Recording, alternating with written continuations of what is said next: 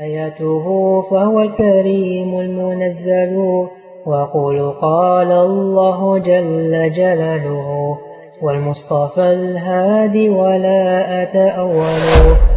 فإن الله لا يحب الكافرين إن الله لا يحب المفسدين فإن الله عدو للكافرين. Is Allah saying kufr in any of this? It's kuffar. Without Walaa and Baraa, there's no Aqidah, there's no Tawheed, there's no La-illaha-illah. Deficiency in this matter, Walaa and Baraa, is saying the enemies of Allah subhanahu wa ta'ala are people who I be loyal in love. Focus with me on this matter. Kufr, shirk, sins are haram. They're hated. They must be hated. It's part of Walaa and Baraa. And they must be warned of.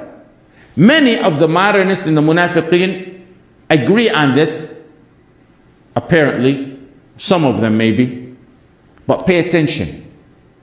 If you look carefully and study in the Quran and analyze the verses on this matter, and it's from the wisdom of Al-Alim, Al-Khabir, that the Quran rarely mentions hate towards shirk or kufr or sins itself, except in some, even though it's hated and it's part of Walaa and Baraa.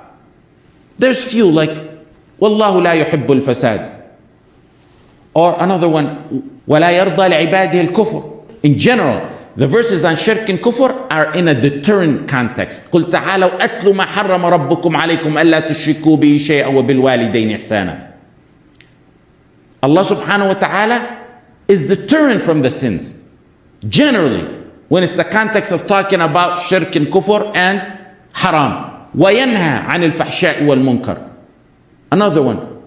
قل إنما حرم ربي الفواحش ما ظهر منها وما بطن. Your tawheed is not tawheed without despising shirk itself. Yes. Yet the overwhelming majority of the verses are focused on mentioning the despising of kuffar themselves, even though despising both is part of Walaa and Baraa and part of Islam. The focus is on despising the mushrikeen and kuffar themselves.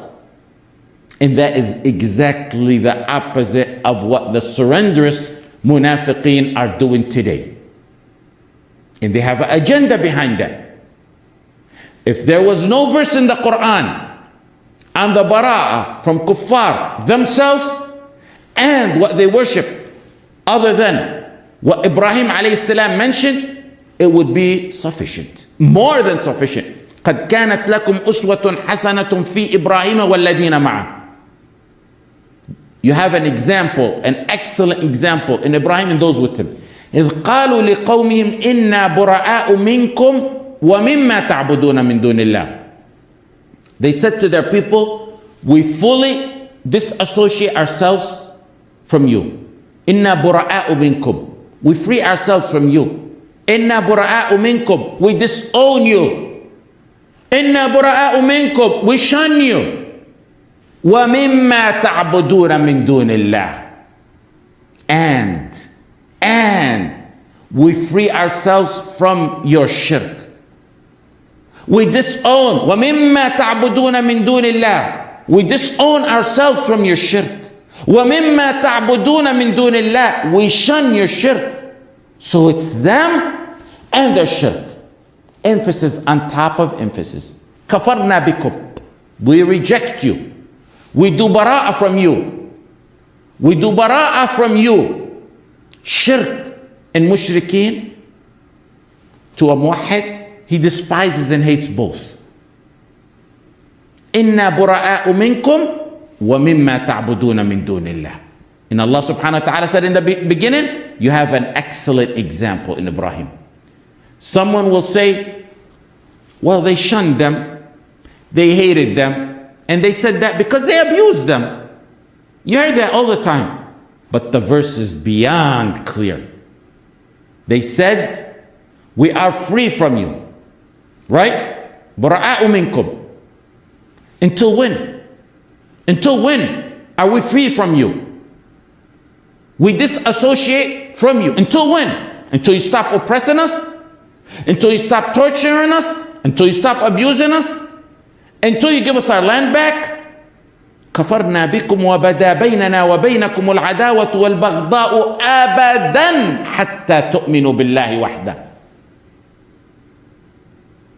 حتى تؤمنوا بالله وحده. Enmity and hatred will continue حتى تؤمنوا بالله وحده, until you believe in Allah subhanahu wa ta'ala alone.